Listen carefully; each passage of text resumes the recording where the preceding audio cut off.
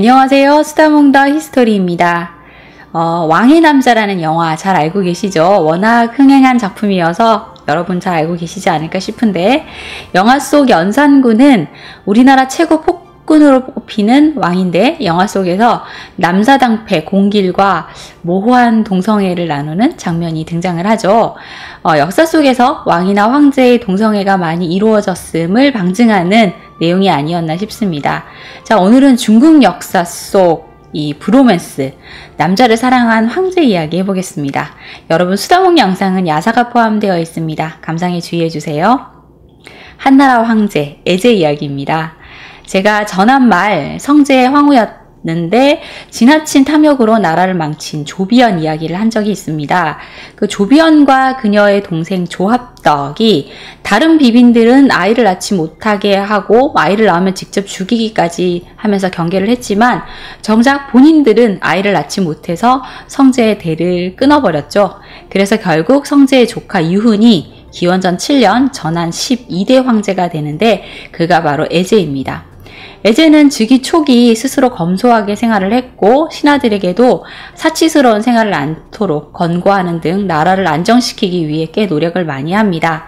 에제의 전임 황제인 성제가 워낙 암군이어서 농민들이 굶고 있는데도 세금은 너무 과중해서 이 백성들이 도탄에 빠져 있었기 때문에 여기저기 봉기가 일어나 왕조의 뿌리가 흔들리고 있었기 때문이죠. 이런 군공한 백성의 마음을 달래기 위해서 에제는 악부간을 폐기하고 태폐적인 음악을 금지시키고 신하들에게도 의복을 검소하게 입기를 권장했던 겁니다. 하지만 당시 조정의 실권은 태왕태후 왕씨의 외척인 왕씨 일과, 특히 왕망에게 넘어가 있었기 때문에 에제는 힘없는 황제일 뿐이었죠. 성제가 지나치게 여색 밝히기로 망한 황제라면 에제는 사실 여색을 밝히지 않았습니다. 태자비가 그대로 황후가 되었고 후궁은 한 명밖에 없었다고 하는데요. 자, 이런 에제의 마음을 사로잡는 이가 있었으니 바로 동현이라는 미소년입니다. 동현은 에제가 황태자로 있을 때 태자의 시중을 들던 태자 사인이었고, 또 에제가 즉위를 해서 입궁을 하자 함께 황궁으로 입궁을 했던 것이죠. 하지만 입궁 후 2년이 넘게 에제에게 접근을 하지 못하고 있었습니다. 동현은 남자임에도 여인처럼 아름다웠고 자신도 그 아름다움을 잘 알고 있어서 몸단장을 즐기는 소년이었다고 하는데요. 이런 동현의 모습을 우연히 에제가 멀리서 봤는데 실루엣만 봐도 너무 훈훈한 모습인 거예요. 누구지? 어디서 많이 본 것 같은데? 라고 생각을 해서 불러서 얘기를 해봤는데, 네가 나랑 같이 태자궁에 있었다고 하면서 그와 대화를 했고, 그의 훈훈한 모습이 아주 마음에 들었던지 동현을 바로 황문랑으로 임명합니다. 자, 이때부터 에제는 동현을 총애하기 시작했고, 동현의 아버지도 덩달아 황궁에서 승진을 하게 됩니다. 에제는 동현을 늘 데리고 다녔는데 자신의 수레에도 함께 태우고 다녔고, 또 잠도 같이 자고 밥도 같이 먹고 모든 것을 함께 하게 됩니다. 즉위 초 이 검소함으로 어필하던 에제는 동현에게 푹 빠져서 수시로 상을 내렸는데 몇 개월이 되지 않아 금전 1억에 달하는 금액이 하사되었다고 합니다. 한 번은 두 사람이 함께 낮잠을 자고 있었는데 동현이 이 넓은 에제의 옷소매를 깔고 누워 있었습니다. 에제가 일어나긴 해야 되겠는데 동현을 깨우는 것은 원치 않았기 때문에 어떡할까 하다가 칼로 옷소매를 잘랐다고 합니다. 여기서 생긴 사자성어가 단수지벽, 자를 단에 소매의 숫자이고, 또 벽은 취향 기호 이런 이제 의미로 해석이 되는 것인데, 단수지벽은 이 동성애를 가리키는 말로 현재까지 쓰이고 있습니다. 잠에서 깬 동현은 에제가 자신을 위해서 옷소매를 자른 것을 알고 엄청나게 감동을 했고, 또 이것은 소매가 넓어서 일어난 일이니까 이제부터는 소매통이 좁고 옷깃이 짧은 옷을 만들어야겠다라며 손수 그런 옷을 만들어 입습니다. 이렇게 동현이 이런 옷을 만들어 입자 소매가 길고 품이 넓은 옷을 아름답게 여기던 의복 관례가 사라졌고, 황제 에제부터 이 궁녀 비빈들 모두 다 옷소매를 잘라서 짧고 편한 옷을 입기 시작했다고 합니다. 동현은 미모 뿜뿜하는 미소년이었고 또 애제의 마음을 잘 헤아려서 상냥하게 대했기 때문에 애제는 동현을 더욱더 총애를 했고요. 동현의 누이 동생을 소위로 봉했고 동현의 아버지, 큰아버지, 처남까지도 높은 관직에 오르게 됩니다. 처남이 있는 걸로 봐서 동현도 역시 아내가 있는 몸이라는 것이죠. 애제가 이렇게 동성애에 빠져 있으니 당연히 아이를 낳지 않은 상태였는데 애제가 워낙 좀 몸이 약한 상태이고 또 뭐 건강이 점점 나빠지고 있었어요. 그러자 이제 일부 황족들은 후사 없이 만약 애제가 사망을 하면 우리에게도 기회가 있는 거 아니야? 하며 제의 찬탈에 기회를 노리는 황족들이 많았었죠. 자, 그런데 그때 동평한 유은의 황후가 무당을 불러서 황제를 저주하는 구슬을 하고 황제가 일찍 죽기를 빌었다는 발고가 들어옵니다. 자, 이 일은 당시의 간신인 식부공과 손총등 등에게서 내시를 통해서 황제에게 이 사실을 고발하죠. 애제는 즉각 관련자들을 모두 잡아서 죽이라고 명령을 했고 이 사건 해결에 동현도 함께 참여를 하게 됩니다. 그리고 사건이 종결된 몇 달 후에 애제는 많은 신하들의 반대를 무릅쓰고 동현을 고안 후에 봉하게 됩니다. 이때 아부를 모르고 바른말하기로 유명했던 재상인 왕가이가 강력하게 반대를 하게 되는데요. 사실 동평왕 유은의 황후가 이 무당을 불러서 저주를 했다라는 이 사건 자체의 진위가 좀 불분명한 상태였는데 이걸 제대로 조사하지도 않고 일을 처리한 것도 황제가 잘못한 것이고 또 그것에 대한 해결을 했다는 빌미로 동현을 열후에 봉하는 것은 절대 안 되는 일이라며 맹렬하게 반대를 하자 애제는 기분이 상해서 이때부터 왕가를 멀리하게 됩니다. 자, 기원전 2년 애제는 동현에게 2000호를 하사하는데 왕가가 다시 황제에게 글을 올립니다. 동현은 폐하의 은총을 믿고 밖에서 멋대로 행동을 해서 많은 사람들의 분노를 사고 있습니다. 속담에 말하길 1000사람의 손가락질을 받으면 병이 없어도 죽는다는 말이 있습니다. 그러니 동현의 종말이 절대로 좋을 리가 없습니다. 폐하께서도 이 나라를 중요하게 생각하시어 다시는 이런 일을 하시지 말기 바랍니다. 자, 이렇게 강력한 비판을 담은 글을 올리자 애제는 완전 열받아서 이 왕가에게 황제를 속인 죄를 뒤집어 씌워 스스로 독을 마시고 자살하라고 명을 했지만 왕가는 내가 무슨 죄를 지었다고 하며 끝까지 거부하게 됩니다. 왕가는 결국 감옥에 갇혀서 20일 동안 음식을 먹지 않고 피를 토하다 죽었다고 합니다. 아, 애제가 사랑에 눈이 멀어서 이렇게 충신을 버리고 죽게 만들었네요. 자, 이후 동현은 대사마의 자리에 오르는데 이때 나이가 겨우 22살이었다고 합니다.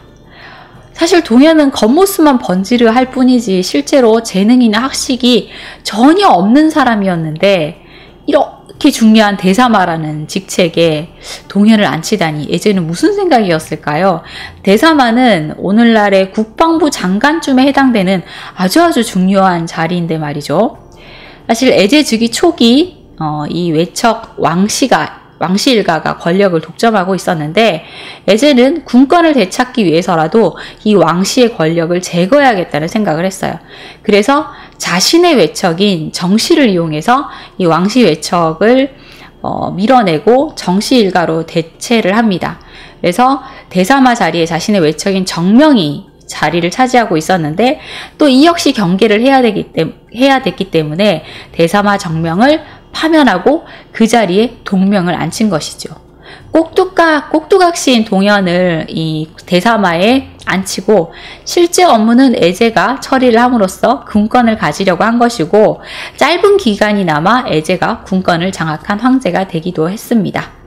동현은 꼭두각시로 이 대사마의 자리에 앉긴 했지만 최고 권력을 차지하고 있었기 때문에 대신들이 애제에게 보고할 일이 있으면 반드시 동현을 거쳐야만 할 정도였죠.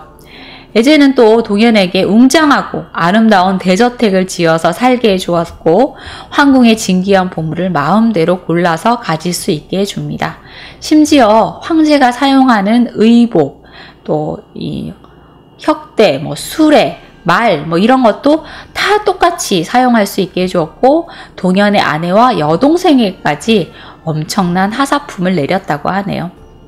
왕씨 일가의 세력들은 다 약해졌다고 하지만 에제가 유일하게 총애를 한 두 사람이 있었는데, 왕담의 아들 왕거질이 일단 에제가 태자로 있을 때 에제를 보필해 줬기 때문에 총애를 했고, 덕분에 왕거질의 동생 왕갱이 중상시 자리에 있었습니다.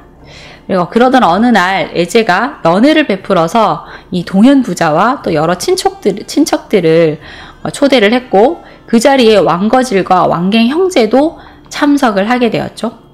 그런데 술이 좀 거나하게 취한 에제가 동현을 지그시 바라보다가, 나는 요순선양의 전례를 본받아 동현에게 제위를 물려줄 생각인데 어떻게 생각하시오? 하며 이 왕씨 일가에게 묻습니다.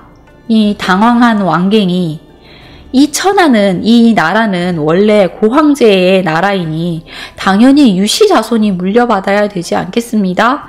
물려받아야 되지 않겠습니까? 라고 말을 했고, 이 말에 화가 난 에제가 입을 꼭 다물어 버립니다. 순식간에 분위기는 싸늘해졌고 그대로 연애는 파하게 되는데, 에제는 이후 왕갱을 부르지 않았다고 합니다. 에제는 건강이 워낙 좋지 않았기 때문에 자신이 오래 살지 못할 거라는 생각을 했고, 자신이 먼저 저 세상에 갔을 때 동현이 없는 나날을 홀로 보낼 생각을 하니 너무나 서글펐습니다. 그래서 에제는 이미 조성해 놓은 자신의 황릉 옆에 분묘를 하나 더 만들어서 나중에 동현이 죽으면 자신과 함께 묻힐 수 있게 해달라는 얘기를 하죠. 그리고 스스로 예감했던 것처럼 26, 젊디 젊은 나이로 에제는 병사하게 됩니다. 태왕태후 황씨는 동현에게 황제의 장례를 어떻게 할 거냐라고 물었는데, 자신의 울타리가 되어준 이 에제가 갑자기 죽은 것에 거의 정신이 없는 동현이 아무런 대답을 할 수도 없었고요. 이 태왕태후 황씨는 자신의 조카 왕망을 불러 이 장례를 돕게 했고, 이제 권력은 왕망에게로 넘어가게 됩니다. 왕망은 동현을 이런저런 죄를 물어 탄핵하는 동시에 황실 출입을 금하죠. 동현은 워낙 이 심약한 겉보여서 이러다가 나 죽는 거 아니야 라며 막 두려워하면서 관을 벗고 맨발로 땅에 꿇어앉아 제가 죄인입니다. 제발 저의 죄를 용서해 주십시오 하며 벌벌 떨며 빕니다. 왕망은 태왕태후 왕씨의 명의로 너는 유죄다 라며 유죄를 선포하고 대사마 인수를 그대로 거둔 후에 집에 돌아가 처분을 기다리라고 얘기를 합니다. 그리고 대사마의 자리는 왕망에게로 넘어가죠. 겁쟁이 동현은 일이 다 틀어졌으니 이제 어차피 나는 죽은 목숨이야 하며 벌벌 떨면서 집으로 돌아가 아내와 함께 자결합니다. 이 동씨 일족은 우리도 큰일을 겪을 것 같아. 어떡하지? 하면서 너무 놀라서 밤새 동현 부부를 대충 매장을 하는데요. 왕망은 죽은 걸로 위장한 거 아니야? 하며 관을 열어봐 하며 땅을 파서 관을 다시 꺼내서 검사를 하게 했고요. 이 동신애가 가져간 재산을 모두 몰수하고 동씨 일족들을 멀리 유배 보냅니다. 그리고 동현의 시체는 다시 관에서 꺼내 거리에 효시하죠. 이 에제의 동현에 대한 사랑은 이렇게 비극으로 막을 내리게 되었네요. 사랑은 존귀한 것이지만 황제의 지나친 사랑은 이렇게 또 독이 되었던 것 같습니다. 자, 이 이야기가 길지 않아서 한 가지 이야기를 더 해보도록 하겠습니다. 남북조 시대, 그러니까 크게는 위진남북조 시대인데 이 5, 16국 시대가 끝나고 남조에는 송이 들어서고 북조에는 북이가 화북을 통일한 439년부터를 이 남북조 시대라고 하는데요. 혼란의 시대다 보니까 이 남조의 나라들이 짧은 역사를 뒤로하고 계속 교체가 됩니다. 송, 제, 양을 거쳐서 이제 진나라가 세워지는데요. 진나라 개국 황제 진패선, 그러니까 진패선이 진무제가 되는데, 진무제가 즉위를 하고 3년 만에 사망을 했는데, 당시 6 아들들이 모두 먼저 사망을 했거나 또는 포로로 잡혀 있어서 황위를 이을 아들이 없었습니다. 그래서 황제 자리는 이 진무제의 조카인 진천에게 물려주는데, 그가 바로 진나라 2대 황제 진문제입니다. 진문제는 삼촌 진무제가 남정북벌을 할 때 함께했고 또 꽤 고생을 함께한 인물이어서 재위 7년 동안 백성의 안위를 위해 많은 노력을 했던 황제였습니다. 검소한 생활을 하고 또 신하들의 부정부패를 용서하지 않았죠. 진천은 그러니까 아직 황제가 되기 전 이니까 진문제가 아닌 진천으로 일단 부르도록 하겠습니다. 진천은 황제가 되기 전 자신과 평생을 함께해야 할 친구를 만나는데요. 한자고라는 이름의 소년이었습니다. 한자고는 원래 한만자라는 이름의 소년이었는데 신발 만드는 일을 하는 평범한 집에서 태어났습니다. 그런데 그 외모가 너무 출중해서 그를 보는 사람들은 와, 정말 아름다운 여자처럼 진짜 아름답고 예쁘다며 너는 진짜 여자처럼 아름답구나, 여자인 것 같다라고 감탄하는 사람들이 많았다고 합니다. 삼원을 쓴 이 풍목룡이 그의 정사의 한자고를 표현하기를 얼굴이 아름답고 서면이 깨끗하고 희고 자연스럽다 라고 표현하고 있습니다. 한만자가 16살이 되던 해인 548년 후경의 난이 일어났는데요. 이때는 아직 진나라가 세워지기 전 양나라 시절입니다. 후경은 원래 북쪽 동의의 장군이었는데 547년 양나라에 투항한 인물입니다. 이 동의의 고진과 하남 12주의 지배권을 놓고 다투고 있었는데 양나라에 항복을 하면 후경을 하남왕으로 봉해주고 하남 이 13주의 지배권을 인정해주겠다라는 조건을 내걸어서 이 양나라에 투항을 했던 것이죠. 그런데 동의에서 이 후경의 배신 행위를 그대로 두고 볼 리 없고 후경 토벌군을 양나라에 파견합니다. 양나라에서는 이 토벌군을 막고자 했는데 결국 양나라가 패배를 해서 후경은 800명의 부하를 거느리고 도망을 가게 되죠. 그러다가 동의와 양나라가 이 국교 회복을 하려고 한다라는 얘기를 듣자 그 조건으로 나를 넘기려고 하는 게 아니야 라고 생각한 후경이 반란을 일으켰던 겁니다. 이때 진패선이 후경의 날을 진압하고 공을 세웠고 결국 나중에는 보위를 찬탈해서 양나라를 멸하고 남조의 마지막 왕조 진나라의 초대 황제가 될 수 있었죠. 설명이 좀 길었는데요. 여튼 이 후경의 난 때 한만자는 아버지를 따라 피난을 떠났었는데 워낙 혼란의 시기니까 이 칼을 든 자들은 사람들을 만나면 잔혹하게 죽이고 재산을 뺏고 이런 짓들을 서슴없이 했었죠. 한만자 역시 몇 번이나 죽음의 위협을 받았어야 했는데요. 칼을 들고 그를 딱 죽이려고 하는 순간 이 빛을 발하는 아름다운 외모를 보고 너는 죽이기에는 너무 아깝구나 라면서 그대로 살려줬다고 합니다. 그러니까 미모 덕에 죽지 않고 살아남은 케이스라고 할 수 있겠네요. 자, 후경의 난이 평정이 된 후에 한만자는 다시 이 군사들의 부대를 따라서 고향으로 돌아오고 있었는데 거기서 운명적 만남이 이루어집니다. 훗날 진문제가 되는 이 오음태수 진천을 만나는데 당시 진천은 22살이었다고 합니다. 진천 역시 꽤 훌륭한 외모를 가진 남자여서 스스로도 자신의 모습에 자부심을 가지고 있었는데 이 한만자를 딱 보자마자 극도의 충격을 받게 됩니다. 이 너무나 아름다운 그의 모습에 감전이라도 된 듯이 성큼성큼 다가가서 아주 솔직하게 얘기를 하죠. 너처럼 뛰어난 미모를 가진 자가 있다니 넌 필경 하늘이 내린 사람이다. 너는 이런 한미한 게 있을 자가 아니다. 나를 모실 생각이 없느냐? 나는 너를 영화롭게 해줄 수 있다. 자, 진천의 이 말에 한만자 역시 망설일 것 없이 그러겠습니다 하고 따라 나섭니다. 사실 고향으로 돌아가 봤자 평생 신발 만들며 가난하게 살아야 했는데 이렇게 귀인을 만나서 다른 삶을 살 수 있는 기회를 얻은 거니까 거부할 이유가 없죠. 진천은 한만자 그 이름 너한테 너무 촌스럽다. 이름 바꾸자 라고 해서 한자고라는 새로운 이름을 내려주죠.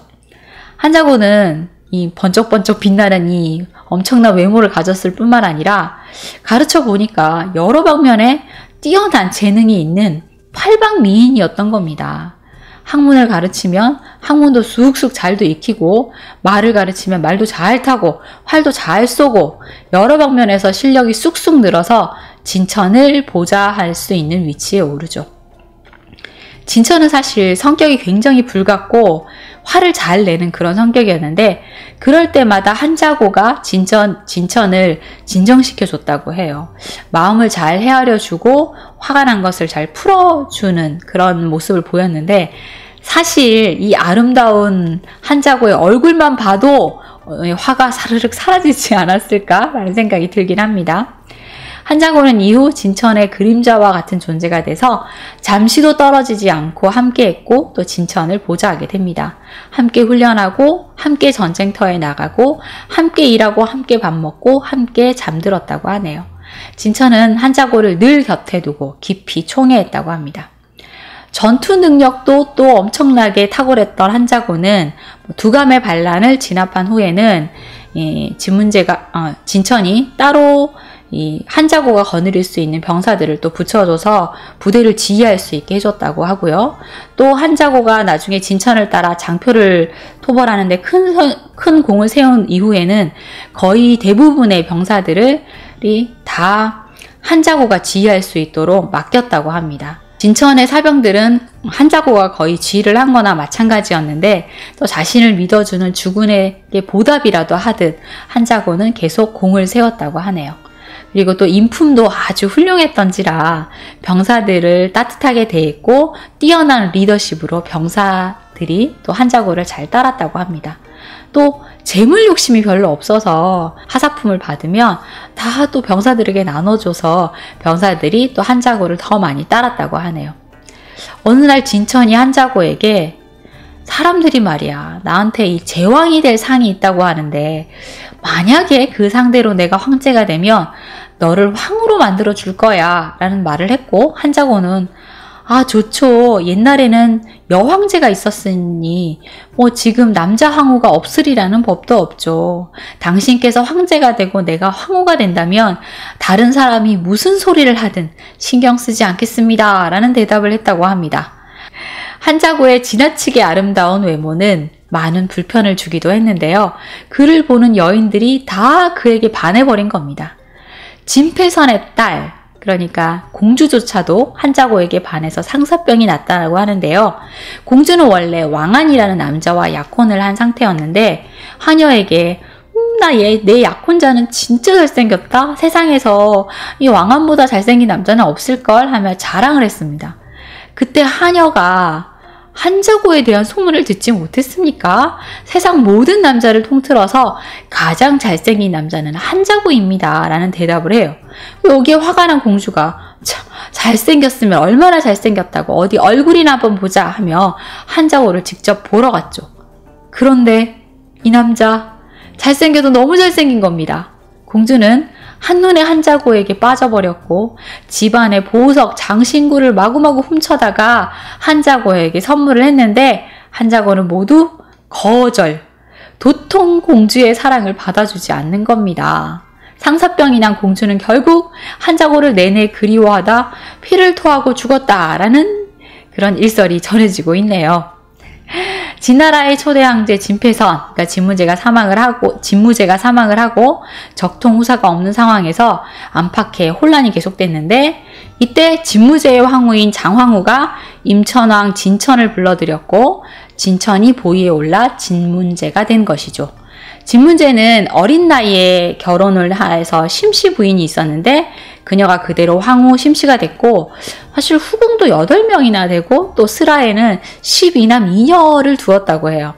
하지만 누구보다 가까이 모신 것은 한자고였다고 합니다. 그러니까 황제가 한자고를 너무나 가까이 두고 총애를 해서 황후와 비빈들이 한자고를 질투를 할 정도였다고 하네요. 진문제가 이렇게 한자고를 총애함에도 불구하고 한자고는 결코 권력을 남용하거나 농단하지 않고 자신의 자리에서 묵묵히 황제를 위해서 할 수 있는 일들을 최선을 다해서 했다고 합니다.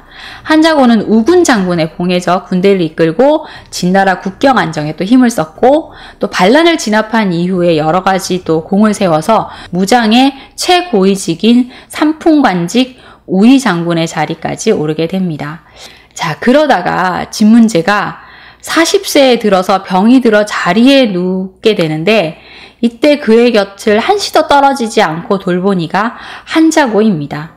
다른 비빈들은 들지도 못하게 하고 한자고만 병석을 지키게 했고 또 한자고만 탕약을 올리게 했죠. 진문제 제위 7년 되던 566년 4월 이 병석에 누웠던 진문제 진천은 결국 자리에서 일어나지 못하고 사망하고 맙니다. 여러 가지 어려움 속에서 몸을 일으켜 백성들의 고통을 알았다. 검략하는 데 힘썼고 진위를 식별하는 데 뛰어났다. 간사한 자들을 용납하지 않아 사람들 모두 스스로 노력해야 할 바를 알았다. 집 문제에 대한 위와 같은 평이 남아있는 것으로 봐서 이 혼란의 시기 나름 보기 드문 군왕이었던 것 같습니다. 집 문제가 사망한 후 한자고는 여전히 무신으로 활약을 했지만 병권 장악을 하고 있었던 이 한자고를 모함하는 이가 있어서 결국 567년 옥에 갇혀서 36살의 나이로 피살되었다고 합니다. 자, 오늘날 남경시에 있는 영영릉에 집 문제가 안장되어 있는데요. 그의 무덤에는 2마리 수컷 기린상이 좌우에 서 있다고 합니다. 원래 암수 1마리가 서 있어야 되는데 수컷만 2마리가 만들어진 것은 이 한자고에 대한 애정의 표현이라는 이야기가 있습니다. 사실 정사에는 이 두 사람의 감정이나 이 관계에 대해서는 거의 언급하고 있지 않습니다. 다만 당나라 때 요 사람이 쓴 사서 진서에 이 한자고전에 따르면 진문제가 한자고를 너무 총애하여 곁에서 떨어지지 않게 하였다. 또 진문제가 병이 들면 한자고가 들어가서 탕약을 올렸다라는 기록이 있는데요. 진문제가 병이 위중했을 때 오직 한자고가 병석 옆에서 탕약을 올렸다는 기록이 있는 것이죠. 자, 이 둘의 관계는 굳건한 믿음을 가진 군신 관계였을까요? 아니면 그 이상이었을까요? 한자고가 죽고 1000여 년이 흐른 후 명나라 때 왕세정이 소설을 하나 썼는데 바로 이 두 사람의 이야기가 담겨 있습니다. 앞서 말한 대사, 내가 제왕의 상이 있다는데 내가 만약 황제가 된다면 너를 남황으로 맞을 것이다 라는 대사는 사실 이 책에 등장하는 대사입니다. 진문제가 한자고를 지극히 총애한 데다가 한자고가 워낙 미남자다 보니까 이 두 사람의 브로맨스를 상상하는 사람들이 많았던지 이 두 사람의 이야기가 소설로 만들어진 것이죠. 자, 이렇게 한자고에게 남황후라는 단어를 처음 쓴 것은 이 왕세정이 쓴 소설이지만 정작 남황후를 널리 알린 것은 명나라 희곡가 왕기덕입니다. 왕기덕은 진문제, 한자고를 주인공으로 한 남황후라는 희곡을 썼는데 잡극으로 올려졌는데 이 이야기는 엄청난 전파력을 가졌기 때문에 실제 한자고가 남황후가 되었다라고 생각하는 사람도 많았다고 합니다. 그리고 중국은 2016년에 한자고라는 웹드라마가 만들어졌기도 했다고 하는데요. 중국에서 동성애를 다룬 이 역사 드라마를 만드는 걸로 봐서 시대가 정말 많이 변했다는 생각이 드네요. 자, 오늘은 황제가 사랑한 남자들 이야기해 보았습니다. 여러분 오늘의 이야기 재밌으셨다면 구독과 좋아요 부탁드립니다. 수다몽의 이야기는 계속됩니다. 감사합니다.